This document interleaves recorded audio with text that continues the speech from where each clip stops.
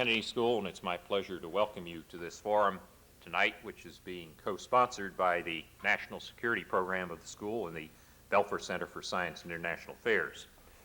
This is the final forum event for this year, and we're particularly honored to round out this autumn term with the Chairman of the Joint Chiefs of Staff, General Hugh Shelton.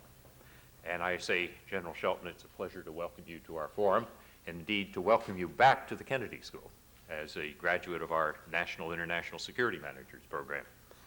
To introduce General Shelton, I'd like to call on another very distinguished military officer, General Terry Scott. General Scott joined the Kennedy School faculty last year to run our international security program, and he is joining us after 32 years of service in the United States Army, a highly decorated officer with 5 combat tours, and he's done a great job for our national security program. Please welcome General Terry Scott.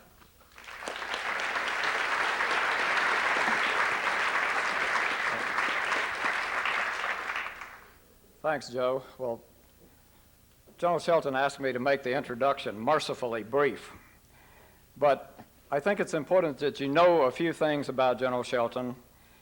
He was commissioned through the ROTC program from North Carolina State University. He was a pretty doggone good basketball player at a school that had a pretty doggone good program. He came into the Army, spent a couple of years, got out, missed the Army, and came back in. And for the last 24 years, or for the 24 years right after he came in the Army, he was a leader and commander of soldiers in the field. He had 2 tours in Vietnam, one with the 5th Special Forces Group, one with the 173rd Airborne Brigade. He's commanded soldiers at every level in our Army, from platoon through corps. As a general officer, he began with duties in Washington in the Joint Chiefs of Staff as an operations officer. Then he served for 2 years in the 101st Airborne Division as the assistant division commander. He participated in Desert Shield, Desert Storm, the 7 months in Saudi Arabia with the 101st. Then he, upon return from Saudi Arabia and Iraq, he became the commander of the 82nd Airborne Division at Fort Bragg, North Carolina. While he was commanding the 82nd Airborne Division, he participated in many operations and many training exercises with a lot of soldiers. He became the 18th Corps Commander in 1993. As Joe alluded, Hugh came to the Kennedy School and the NISM program in the summer of 1994, and his story is that he left here, went and got on the Mount Whitney, and did Haiti, which shows a lot of confidence in your staff. If you're up here enjoying NISM and learning what Harvard has to offer while your staff is preparing for a major operation. And the confidence that the President, the then Secretary of Defense, and the entire defense establishment gained in General Shelton based on the Haiti operation assisted him greatly as he moved on to be the SINC of U.S. SOCOM in 1996, and then now is recently selected, as a matter of fact, on the 1st of October to be the chairman of the Joint Chiefs of Staff, the 14th chairman. So with great pleasure, I welcome my good friend and our good friend of the Kennedy School, General Hugh Shelton. Hugh?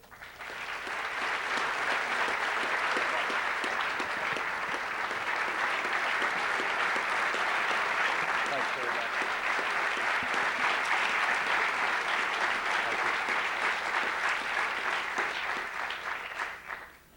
Dean Nye and Terry, thanks very much for that very kind and warm introduction. I can tell you it is a great pleasure to be with you here tonight. But I must tell you also that I feel somewhat like the joke they tell of the individual that was thrown into the lion's den. And he immediately fell down on his knees, threw his hands over his face, and began to pray. And after a few moments had gone by, he realized that nothing had happened. And so he looked through the cracks between his fingers, and he saw that the lion was on his knees also. So he hollered over at the lion and said, "I'm praying to be delivered from the jaws of death. What are you doing?" The lion looked over and said, "I'm saying grace." So I would hope that tonight as I look out, I don't see anyone saying grace. But at any rate, it is great to be here. And I must admit, I I started to wonder why I was asked to speak here tonight. And I thought the real reason that I might have been asked to have come to Harvard was to receive an award. And so I started thinking, what kind of award? And the only one I could remember was the Hasty Pudding Award, given to the person that has made a lasting and impressive contribution to the world of entertainment. Then I realized that that couldn't be the reason, because I haven't been the chairman long enough to provide you with any entertaining moments. But the most important reason that I figured I wasn't getting it is because this year's nominee most certainly will be Saddam Hussein. But I went back and forth several times, trying to wonder what I would talk to you about, trying to pick an appropriate subject. And then finally one of my staff members came running in, and he handed me the results of a Harvard survey. And that survey indicated that 10 minutes after a speaker starts speaking, 25% of the audience is dead asleep, 25% of the audience is listening intently, and 50% are either involved in fantasies or planning next year's vacation. And so I figure, regardless of what I say, 75% of you are going to leave here happy tonight.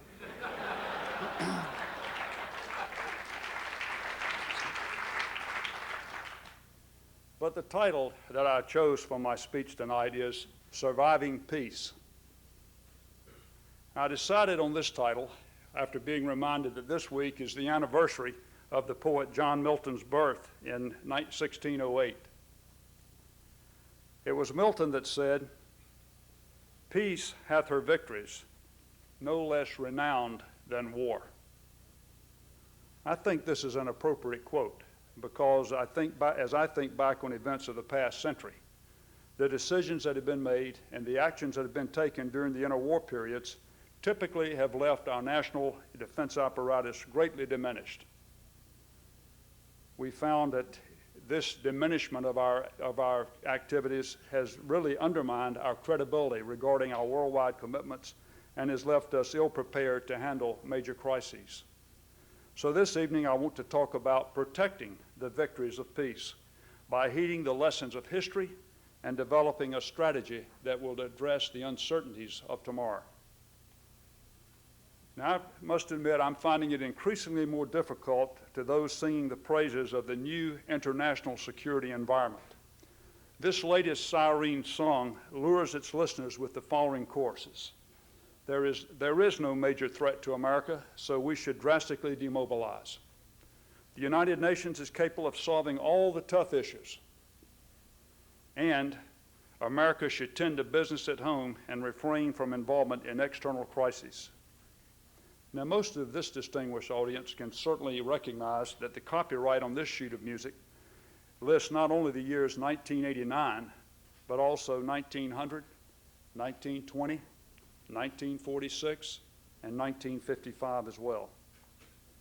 And because each of these interwar periods in this century has been generally characterized by trends that later proved perilous, in some cases almost fatal to the United States, I think that we need to really take note of what that means in today's context.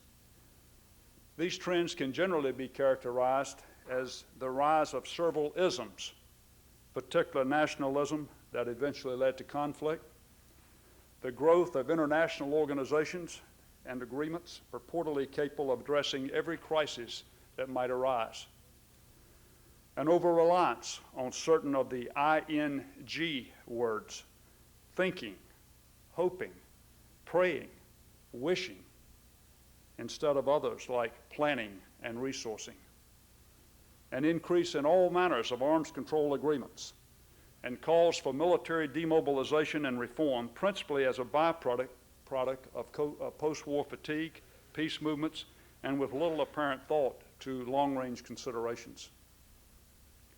The conclusion that I reach as chairman of the Joint Chiefs is that there are too many conditions today that were also present during the interwar periods that I referred to, 1900s, 2046, 1955, etc., to ignore the potential for, once again, these same types of problems. So I think the greatest threat to America today is not Iraq, Iran, North Korea, terrorism, or weapons of mass destruction.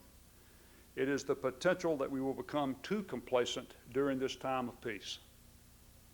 We must proceed cautiously and with great forethought if America is to avoid finding itself unprepared to handle a major challenge to its vital interests. And if Professors Ernest May and Dick Neustadt are in the audience, let me assure you that we are ever mindful of your warning that policymakers ordinarily use history badly. We're trying hard to heed your advice. It's just as President Eisenhower stated in 1958, our real problem is not our strength today, it is the vital necessity of action today to ensure our strength tomorrow. I'm convinced that the solution that we need to come up with lies in two strategic initiatives: the prudent management of near, mid, and long-term risk, a strategy which is outlined in the Quadrennial Defense Review, and the expansion of meaningful, capable alliances, particularly NATO. The prelude to our strategy development was an analysis by the Joint Chiefs of Staff of what the world looks like in the near, mid, and long terms, and what security challenges America potentially faces. And after a long and lengthy review by many military and civilian experts, both in and outside the Department of Defense, we agreed on a number of key points. First, the good news is that America is not likely to face a peer competitor. That is, a nation that is capable of successfully threatening our vital national interests with conventional forces, at least not until the year 2015 or beyond. And while we can take comfort from the absence of any potential superpower competition, continued spurts of nationalism in some areas of the world, terrorism, and the growing pains of the democracy movement still leave us with many security-related concerns if left unattended. This audience, I believe, knows better than most that there are many lingering disputes remaining in the aftermath of communists' demise. And any one of these minor crises can potentially erupt into a larger regional conflict that might affect America's economic interests, endanger the lives of our citizens abroad, threaten our friends or allies, or demand humanitarian assistance. There appears to be an almost endless number of ethnic, ideological, and political disputes greatly complicating efforts to maintain a peaceful and secure environment. It is unfortunate, but probably true, that in the next 15 years, we will face an increasing number of challenges that will confirm what we already knew from the past century, that regional maladies often have global effects. While the consensus is that America needs to continue to maintain the capability to prosecute nearly 2 simultaneous major theater wars, the study also emphasizes that there are also those who wish to do harm to the United States but cannot do it militarily. So alongside the need to be able to deal with traditional force-on-force conflicts, we have to prepare for asymmetrical threats, such as sophisticated terrorists using chemical or biological weapons, or attacks on our information structure. And given this rather challenging outlook of the environment and our current defense downsizing, the Secretary of Defense and the Joint Chiefs had to develop a strategy that would allow us to balance the risk with reality in this uncertain environment. A strategy that is best suited to advancing and protecting America's worldwide interests well into the next century. And after looking at the challenges faced by America, it seems that there are basically 3 strategic options that we could use. First, we could simply do nothing. We all know that's unacceptable. That would entail continuing to plug along as we have been, attempting to meet extensive near-term obligations with diminished resources. The services, the Army, the Navy, the Air Force, Marines, would continue to rob their current readiness and modernization accounts to pay for the very high operations tempo that we're currently experiencing. The second option was fairly dramatic. That option suggested that the armed forces make significant cuts in force structure, such as a 25 to 30% cut beyond those already made, and use the money to embrace the revolution in military affairs, particularly information technologies. And the third, and we think preferred strategy, fell somewhere in the middle of our risk management dilemma. We decided it would be prudent to assume a small amount of near-term risk in order to devote resources for our long-term modernization. We'll do this by continuing cautious force structure and vigorous infrastructure reductions to the extent that the leadership feels comfortable with the remaining combat capability. We'll ensure that our remaining forces possess sufficient flexibility and adaptiveness to handle a reasonable array of crisis scenarios while fully supporting the objectives of our national security strategy. Today, America has approximately 1,470,000 active duty members, and after implementation of the Quadrennial Defense Review recommendations, we'll have about 60 to 70,000 fewer, a number that the Joint Chiefs believe can achieve the objectives of this strategy. But the most important component of our strategy is the way we intend to moderate our near to midterm risk. And that is by using our forces to support stability and peace by preventing crises from escalating. We'll do this by helping to shape the strategic environment and deterring threats before they emerge. Shaping means creating a security setting such that it is unnecessary to protect one's interests. It will also help us to prevent instability by curtailing incentives for further interstate competition. You'll notice that I said America will help to shape the environment, because that isn't a task that we can do or should do alone.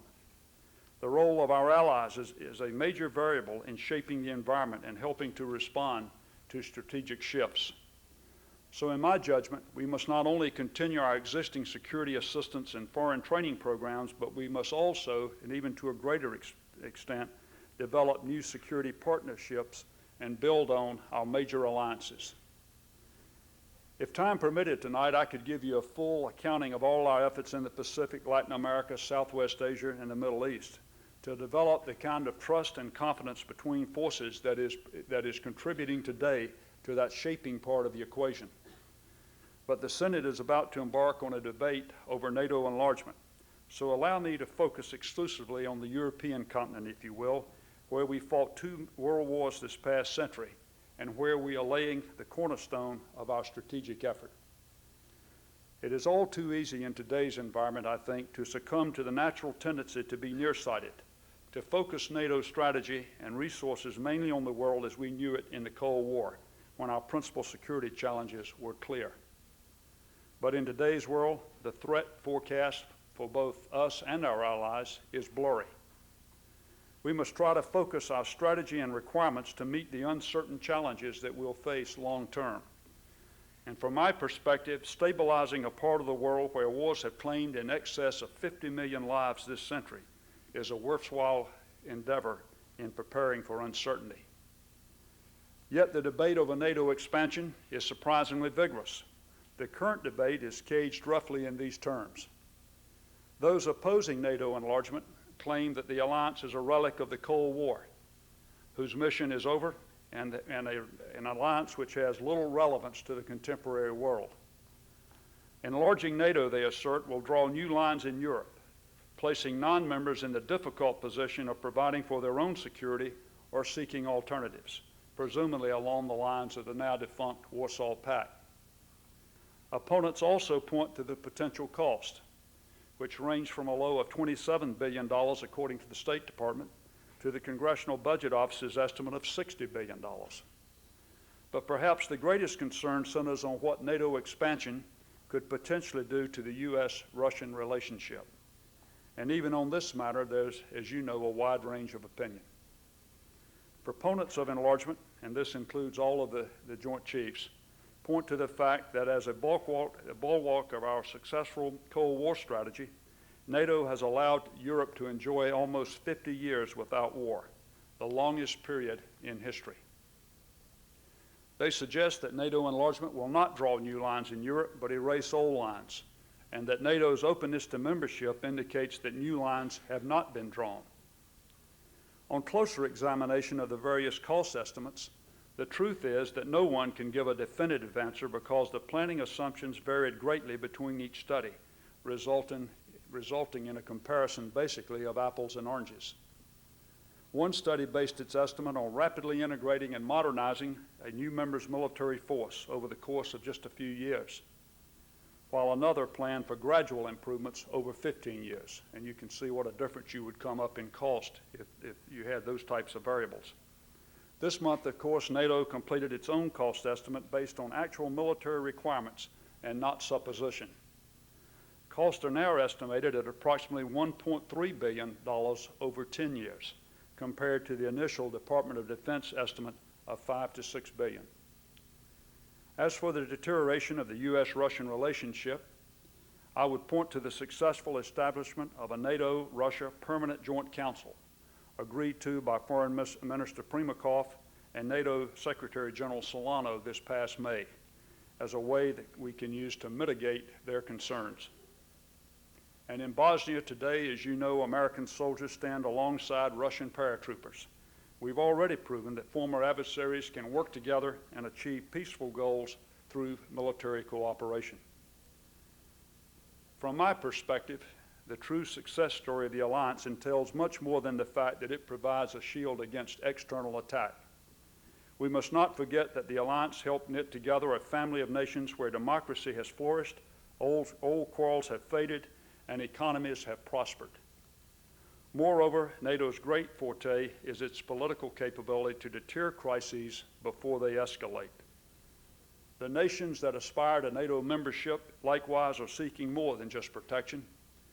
Collective defense partially relieves the economic burden of unilateral defense, allowing more resources to flow into the domestic requirements and thereby helping to boost faith in democracy and in market economies. Mechanisms for the peaceful resolution of disputes offer alternatives to conflict. And most importantly, NATO's requirement that military forces be placed under firm civilian control alleviates the fears of past historical precedents. Already progress is being made by those aspiring to membership. Old rivals have set aside their differences and are reaching new agreements on old disputes and issues that previously had led to armed conflict. NATO is no longer an alliance against anything. It is an alliance for peace and for stability. I believe in time that the leadership in Russia will realize that too and stands to benefit from NATO enlargement by having stable democratic governments as neighbors, by enjoying the economic side effects of greater European integration that will certainly spill over into Russia as well. And of course, by continuing the closest military working relationships that they've ever had with the West, including the integration of military officers at both SHAPE and NATO headquarters. In short, Russia has everything to gain and nothing to lose. I would submit that we're in the process of trying to replace the Iron Curtain with a picture window. If they want us to believe that they are a new Russia, then they have got to believe that we, in fact, are a new NATO. But NATO enlargement is not the only initiative offering us the opportunity to work with friends and old foes to shape the environment. Equally important is the ongoing Partnership for Peace program. In addition to the 16 nations in NATO, the Partnership for Peace program continues to help build a zone of stability throughout the continent by encouraging 27 additional nations, including Russia, in meaningful confidence-building measures. In fiscal year 1997, there were 50 exercises in addition to numerous military seminars, planning conferences, and political military games. It seems clear to me that the opening of NATO membership to additional nations is in the best interests of both Europe and the United States. But I would offer one caution. Although I've tried to impress upon you that this is a new NATO, alliance members must resist the efforts of those suggesting that NATO transform itself into principally a peacekeeping force. NATO is first and foremost a military alliance, and a collective defense will have to remain its cornerstone. Members must be prepared to defend the alliance and possess the military force to honor their commitment. Unless we have the military capacity to back words with deeds, we run the risk of offering little but a hollow promise. History has shown that the United States ignores Europe's problems only at great cost. As I mentioned earlier, twice this century, America has been drawn into wars in Europe that started in Europe primarily because we did not maintain our alliances, we did not reach out to nations needing assistance, and we did not maintain our leadership. America can ill afford to repeat these same mistakes. We have a solid strategy for maintaining America's greatness in the next century, a strategy that honors our responsibility, a responsibility to our country, to our children, and to our friends and allies, to sustain a military force equal to our commitments while helping to close the door on suspicion and mistrust. We have begun a process where the seeds were planted at the end of World War II, whose delicate roots emerged during the Marshall era, whose buds survived the cold winter of the Cold War, and whose blossoms burst open with the fall of the Berlin Wall. We have a strategy developed so that we will not have to pay dearly once again for missed opportunities. A strategy willing to accept intelligent defense reductions in favor of protecting near-term interests in preparing for long-term challenges. A strategy to help secure order in a greater Europe. And it is a strategy for surviving peace. Thank you very much for the opportunity to speak to you this evening. I've enjoyed that, and I wish each of you continued success, and I look forward to your questions.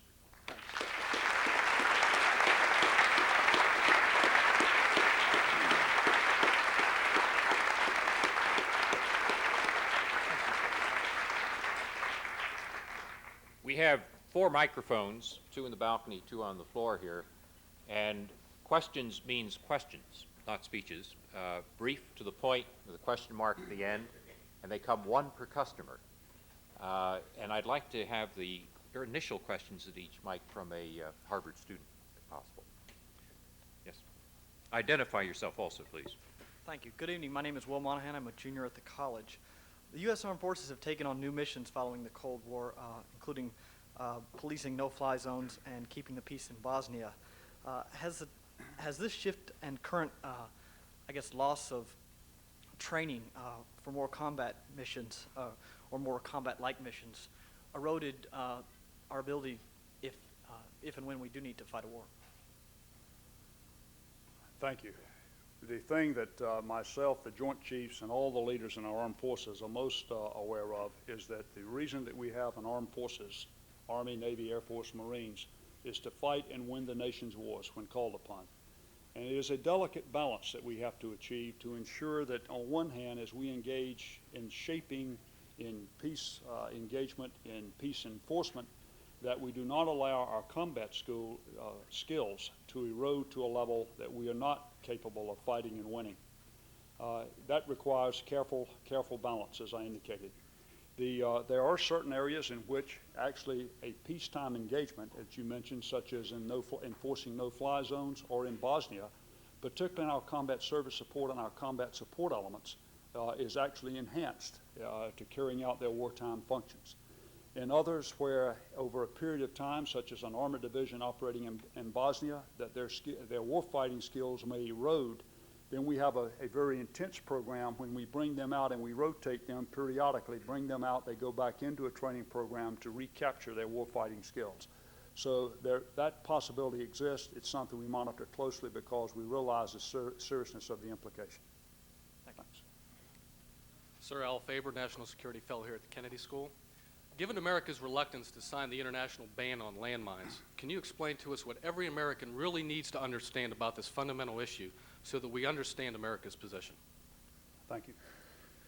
First thing that I would say is that I certainly admire our president, President Clinton, standing behind putting our national security first and foremost in this decision. As you know, or as I would hope that you know, the United States should be very proud of its stand on landmines. Unilaterally, starting 3 years ago, we started to destroying all of our dumb landmines, meaning those that are planted in the ground normally and can lay there for years and blow up. We've destroyed up to this point somewhere between 1.5 and 2 million. We've got about another million left to go. They are in stockpiles and being destroyed. And that was a unilateral movement. The only place that the United States continues to use the dumb landmines are in the demilitarized zone in Korea. It is a place where 38,000 Americans and their Korean counterparts faced 1.3 million North Koreans who, as you know, have been threatening us for years to come down through the DMZ. That is the only place that we still employ those, and if you've ever seen the DMZ, you know it's cordoned off and no one should be inside of that particular area unless they're planning to harm someone else or want to get harmed, one of the two. The only other mines that the U.S. uses are munitions that are delivered that are referred to as smart munitions that deactivate after a set period of time, 4 hours, 24 hours, 48 hours, and then they deactivate. And they're highly reliable, and extensive tests have been conducted to ensure they meet the reliability criteria. That is designed as an economy of force measure for our armed forces. Nothing that we have in the inventory that we would continue to use is anything but these smart types of munitions. The problem we have is we don't have a substitute in Korea right now, and we're working hard on that and have been for some while. That level of intensity has increased as we look for a suitable alternative. We would not mind destroying those as well, but right now we simply cannot afford to and pay that price in the blood and lives of America's sons and daughters should the North Koreans decide to attack.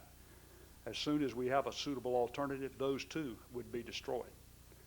In the Ottawa conference, one of the things that was viewed as that they would not give us an exception for are our mixed munitions that are delivered both by artillery as well as aircraft that have anti-handling devices or anti-personnel mines mixed with the anti-tank or anti-vehicular mines to ensure that these mines are laid right on top of the ground, normally fired with artillery or delivered by an aircraft.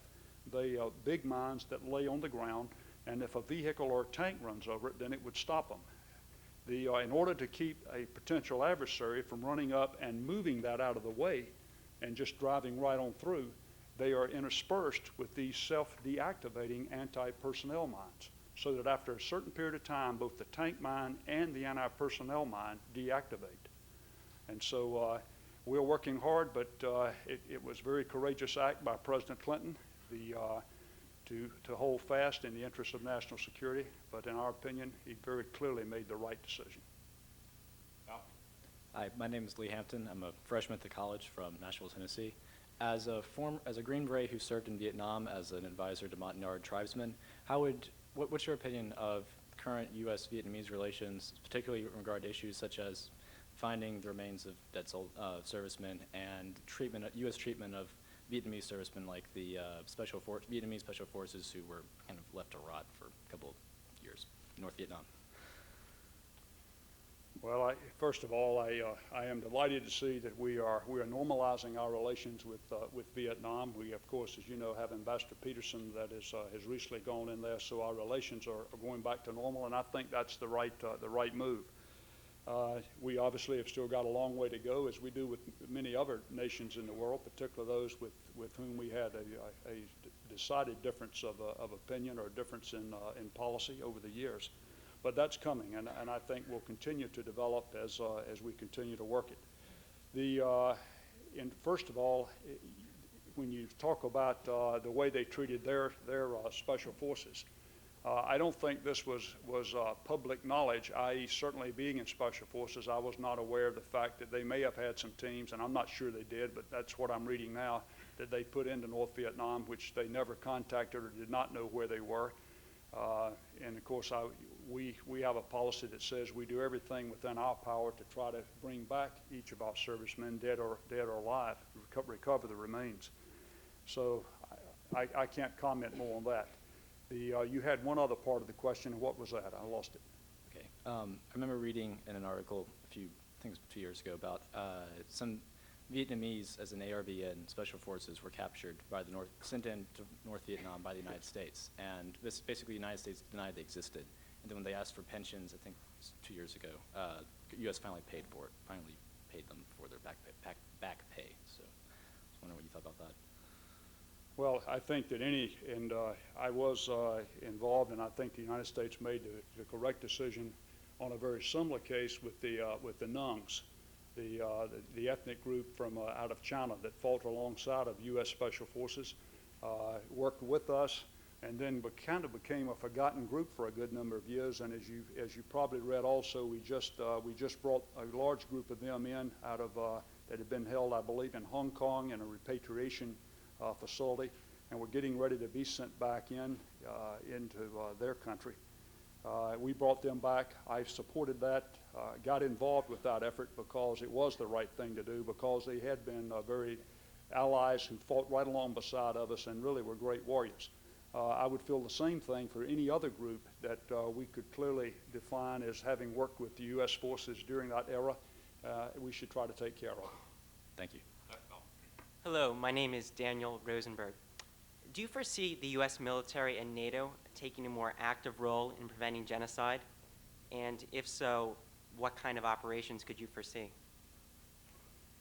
I think that the decision to employ military forces is one that is certainly a political decision at any point. And if you talk about the United States, you know how our system works. When you go into NATO, there is in fact a structure there that makes a decision as to whether or not NATO will be involved, the North Atlantic Council. In terms of preventing genocide, I think that certainly is something that not one member of NATO, none of the member nations, the 16 nations, would allow in their own countries per se. The decision as to whether or not they would go into another country would have to be considered on an individual basis. General, my name is Gokul Makumba. I'm also a freshman at the college. You mentioned briefly the revolution in military affairs. I wonder if you'd care to elaborate on what you think the information revolution will transform warfighting doctrine and military approaches to strategy in the 21st century. Certainly will. I think first of all that we are all recognizing the power of nothing else but the digital capability that exists today, and what that can do for us compared to the analog capabilities that we work with today. We are seeing that already in numerous cases, communications being one of the big ones. The ability to be able to pass information, as we say, from sensor to shooter, maybe an overhead satellite directly down to the individual that would engage the target, is clearly possible right now. And it's a matter of harnessing this type of technology and getting our soldiers, sailors, airmen, and Marines trained to use it, and of course the necessary equipment to allow them to use it, that would allow us to change the whole concept in the way that we fight right now. Example, right now a tank, the best thing to defeat a tank is a tank. Maybe in the future that won't be the case because of our ability to detect, our ability to engage. Might mean that he would never, if we had this technology, would never even close the distance to where a tank could engage. We'd have to engage the tank. We'd already have killed him, using tied into precision-guided munitions in detection systems that are revolutionary compared to how we do it today, even though we're quite good today, but we use a different means of doing it. Thank you. My name is Alexander Rostalimo. I'm president of the Center for Security and Social Progress. General Shelton, last week the Department of Defense issued its report titled Proliferation, Threat, and Response. And this report describes, among many issues, the threat of ballistic missiles under development by such countries as Iran, North Korea, with a range of up nearly 4,000 miles, which should put most of Western Europe and parts of the U.S. under range. Currently, the U.S. does not have is unable to shoot down even one ballistic missile, whether it's launched on purpose or accidentally. So, General Shelton, what are your thoughts on a defense against ballistic missiles? Thank you. It's needless to say, if all on a level playing field, all other things being equal, and we could afford that, and the technology was readily available, I'd be a big fan of it. But I think that our current policy is the correct policy, and that is 3+3. For the next 3 years, we will continue to look at the technology that is available to try to get it to a level that it looks like the testing proves that it will be effective against ballistic missiles. And if it turns out it is effective, then we in fact would move into the procurement phase, which would take another 3 years to provide that type of capability. Right now, the technology is such that I think it would be foolhardy to rush ahead with it and risk the expense of a lot of cost overruns with technology that may or may not prove out to be as effective as what we would want to lower the risk to the point that it would be acceptable to us, given the cost of it. So, no, that's fine. Yes, hello, my name is Mona Miller. I'm a student here at the Kennedy School and one of the co-chairs of the Women's Caucus. And I wanted to thank you for your speech tonight, and didn't hear a reference to the role of women in the military, and I would like to actually laud the military for some of its really positive role in moving women ahead, oftentimes into leadership positions and recognizing and being on the cutting edge of that issue. But I was wondering if you would comment on what role you see women playing in the military and what future leadership opportunities you see, particularly Sheila Widnall and her role and other potential possibilities. Well, thank you, and thank you for your comments. Needless to say, women are a very key part of all of our armed forces today. And when you look at the specialties in the armed forces, the largest majority of our specialties in each of them, ranging up to about 99% in the Air Force, as an example, are open to women. We have women serving in many of the top leadership positions already. I know our Marines, our Army, and at least those two, I think the Navy as well, all three have 3-star generals within the last year and a half, and all of them doing very well in every category. I would say that I appreciate your comments that it is a very good environment for women to serve and to rise to leadership positions. We are all continuously looking for other opportunities that can be provided in that regard, but overall I think it is going very well, and we're very proud of our women in uniform. Thank you. Yes, my name is Kath Ruka. I'm a second-year Kennedy School student. My question is about the leadership aspect of the Joint Chiefs of Staff. What do you consider to be the most essential conditions or qualification required to be the Joint Chief of Staff? Or in other words, what made you to become the Joint Chief of Staff while the other people couldn't make it? Thank you. That's the toughest question of the evening. First of all, let me say I was both honored and very humbled when I was asked by Secretary Cohen and President Clinton to serve in this capacity. It was not a job that I sought. In fact, when I was a lieutenant, myself and another lieutenant were talking one day, and he was very open. He said, "My goal is to be a general officer." And he said, "What about you?" And I said, "I'm just hoping I'll make first lieutenant." But it is a position, I think, that provides the opportunity to provide a great service to the nation, and certainly to our men and women in uniform, as well as the opportunity to work with the civilian leadership of our nation and give them the best advice that you possibly can.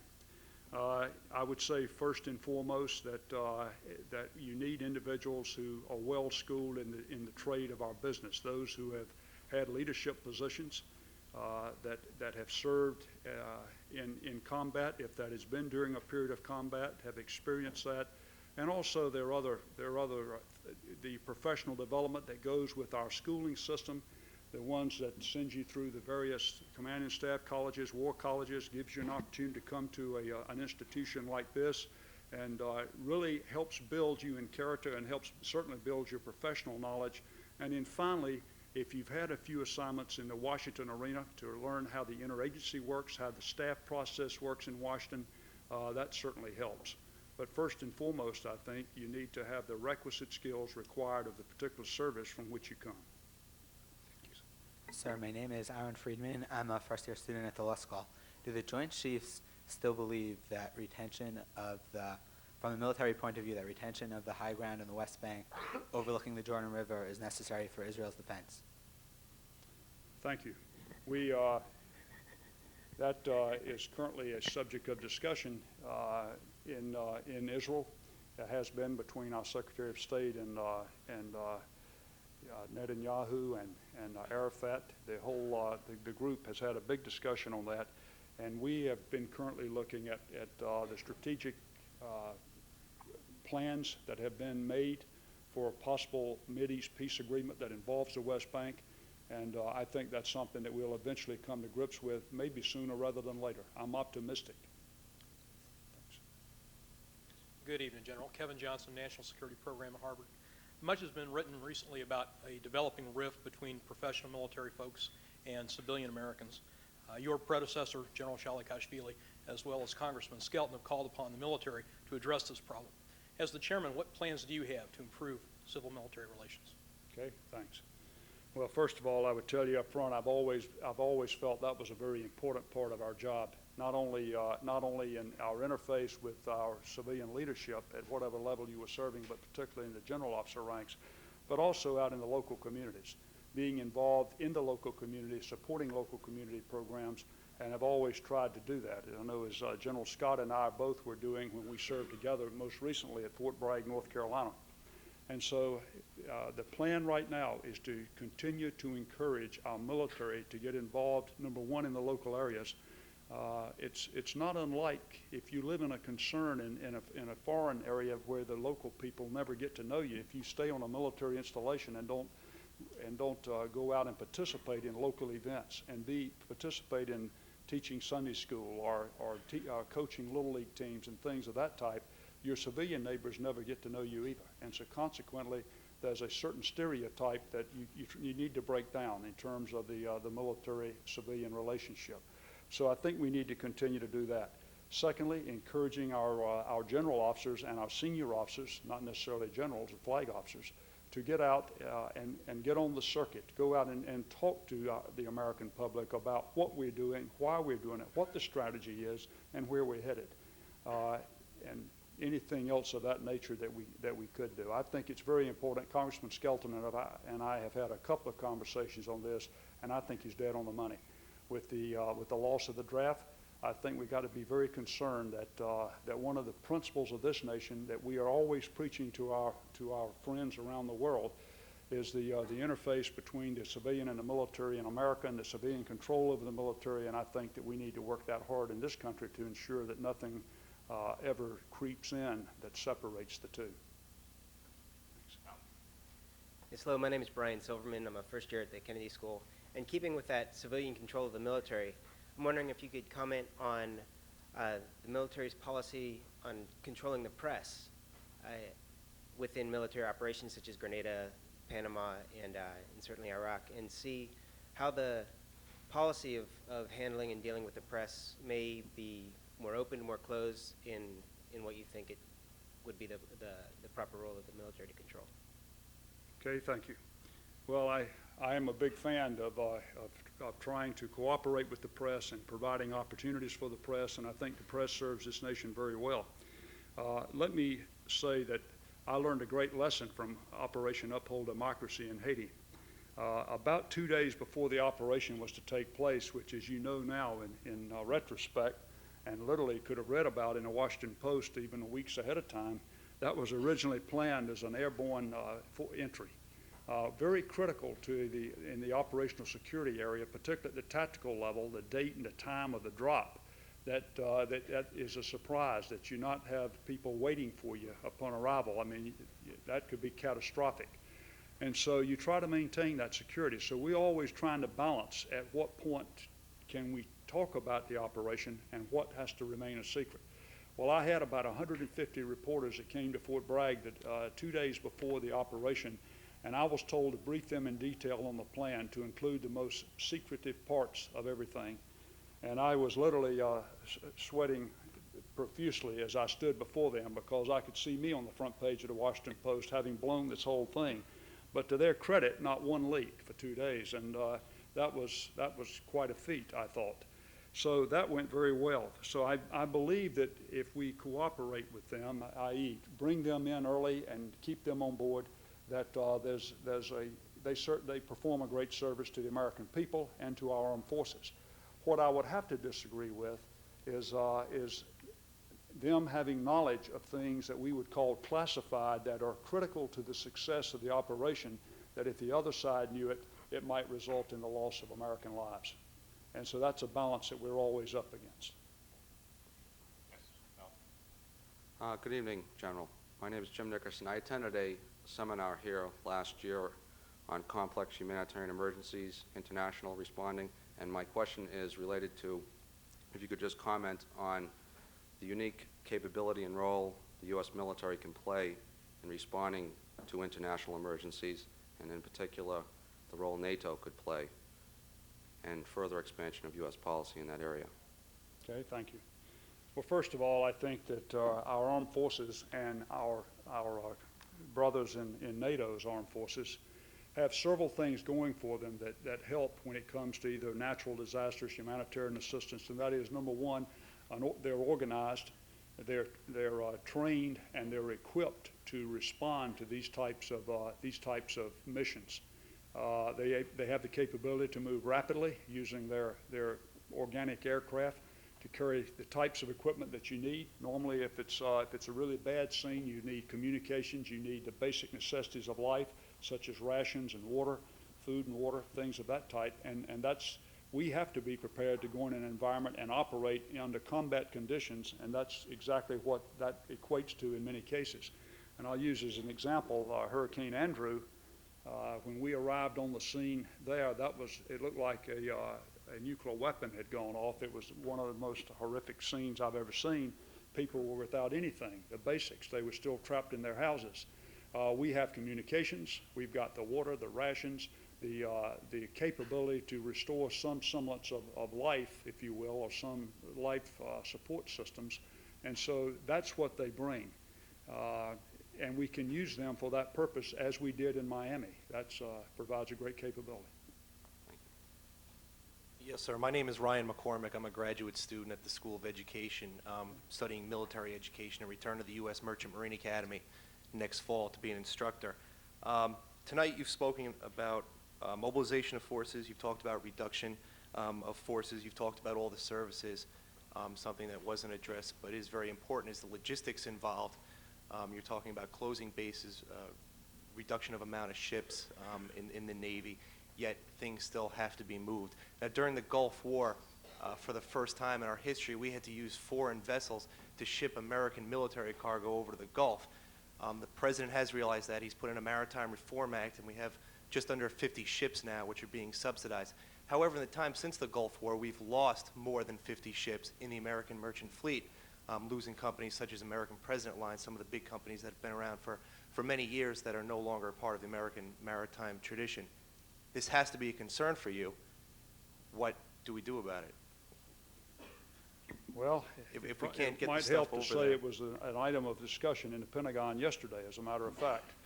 It's a major budget issue for the Navy for this coming year. But let me back up a minute. Overall, our strategic movement capability has increased since Desert Storm. We realized what a tremendous shortfall we had in that area. And needless to say, when we have a power projection force, meaning basically a CONUS-based force that we have to move to the point of conflict or to the point that we require their services, then you've got to be able to get them there. And if it's a large scale like a Korea or a Southwest Asia, it takes a lot because it's a long line. As many probably know, during the Desert Storm, there was a ship every 200 miles on the ocean between here and Saudi Arabia, and an airplane about every 50 miles in the air. That's a lot, but that's what it took. That was the magnitude it takes to pull that off. And so we watch that very carefully, and it becomes a matter of trying to balance resources. Now, secondly, let me go back to the initial part, and that was the logistics and the infrastructure. One of the things that we have to do to be able to pay for the revolution in military affairs, for this communications gear that we've been talking about, the intelligence apparatus, et cetera, is to come up with more money than we've got right now, because that is very expensive stuff. And we've got a flat line in terms of the budget, has been and will be for years to come if it doesn't decrease. So consequently, the only way that we've got to increase that is to go through a revolution in business affairs, which means we're going to have to operate more efficiently. There are lots of civilian companies we can learn from, and we've looked at a lot of them and picked up a lot of good things along the way. That'll require, needless to say, the help of our Congress. It'll have to be done as a partner with Congress, because in some cases it'll require relief in terms of changing laws. In other cases, it'll be a matter of just coordinating it and getting agreement within Department of Defense. But the bottom line is we've got infrastructure that must be done away with. We've got some inefficiencies built in that we'll need some help to overcome in order to capitalize on the cost savings of that to pay for the modernization. This will have to be the last question. Hello, sir. Harry Foster. I'm a mid-career in the Kennedy School. Back to NATO expansion. Where do you see NATO expansion ending? Or to put it another way, do you see Russia and Ukraine as a part of NATO? Do you see Ukraine in NATO and Russia out of NATO? Where does this policy end? Thanks. That's a good question. I know an awful lot of people have been concerned about NATO expansion, how many, how fast we can move through it, where does it stop? Will we end up with so many nations involved that there can never be a consensus to do anything? We become gridlocked. I think that right now, the pace that we are, the glide path that we're on, the way that we've gone about it thus far has been about the right pace up till now. Going into the last round, the first selection of the first 3 countries, we in defense had thought there would probably be 4 selected, but of course that was a political decision, and 3. So we had programmed for 4 in the budget, 3 were brought in, which left us in fairly good shape. Now as you can see, we've gone through recent surveys within NATO. We've now decided what they've got, what has to be changed, how much it's going to cost, what percentage of that cost will be borne by the United States. You know, there's some NATO common costs that everyone shares in. There's an incredible amount of expense on the country themselves to bring some of their stuff up to NATO standards before we'll say that they are ready for admission. And then there's the other part that we would pay on our own. And so we, in fact, have watched that. That has been going relatively smoothly. And now it becomes, how fast do you bring in more? And I think that's something that will play out. I think that the way it's going now, it would be about right. If we looked out again, let's say in another 2 to 5 years, to select another 2 or 3 or 4, I don't know what the number would be, but I think we need to do it rather methodically. Not say we're going to bring large numbers in at one time, nor necessarily restrict it to just 1 or 2. But we've got to watch it. I don't have a formula, and I'm not sure anyone does.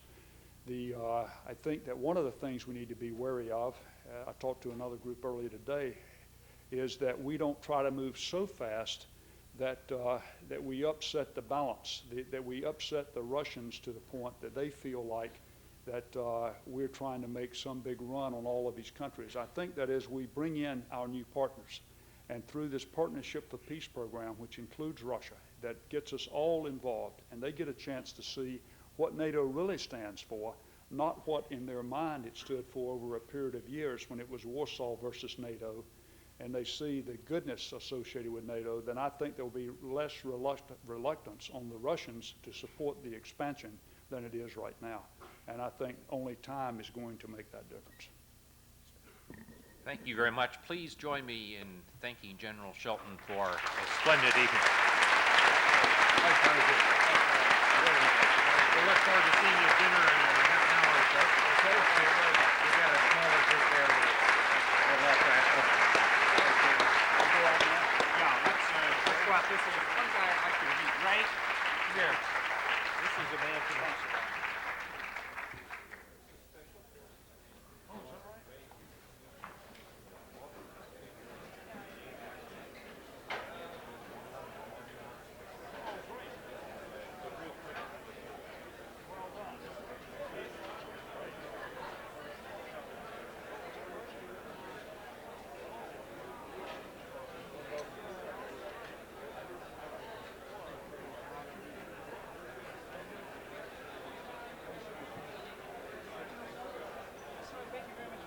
Hey, thanks a lot. It's a pleasure to see you too. Thank you. Can I get an autograph from you on the baseball? Oh, I've sure. been getting autographs from all the speakers as they've been Okay. coming around. Okay. She can testify and everything else, and different people have been signing. Thank you very much. I'll give it to my brother who served in the Navy. It'll be quite honored to have him. Thank you very much. Thanks a lot. Nice to meet you. Nice to meet you. Good. Hi, General Shelton. How are you? I'm Good. Tom Lujan's son. Oh, are you? Yeah. Well, good. You Yeah. got a great dad, man. Oh, I'm sure thanks. you're You told me to say a hello to fine son. Yeah, good. Yeah. He's superb. I'm a second year over at the medical school. Well, great. Somebody told me that the other day. Yeah, that's great. You must be a smart guy like him. He's got me by a mile.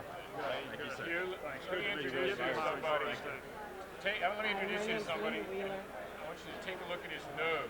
He's a student of mine. I'm sorry. Okay. Okay. Take a look at that note. What'd you do? Student of mine. Jeff Bonner. How are you, Jeff? Yeah, good to see you. Good to see you. You recognize that nose? Without a doubt, yeah. So you're up here now, huh? Yes, sir. Yes, sir. I'm looking for the proud of that. Yeah. Yeah, good. Great. I'll be going up there. Oh, we okay. I'm sorry to interrupt. Oh, it's okay, no problem. My name's Linda Wheeler, and I'm a military dependent. Oh, were you? Yes, Fort Lewis, Washington. And so my I spent husband 3 would love great your years out there. Did you? He would love your autograph. Maybe I'll get a chance to see him one of these days. Yes, I'm sure. Who's We're he going to with? have to screen it out. 104th Training Division. Okay, great. Okay,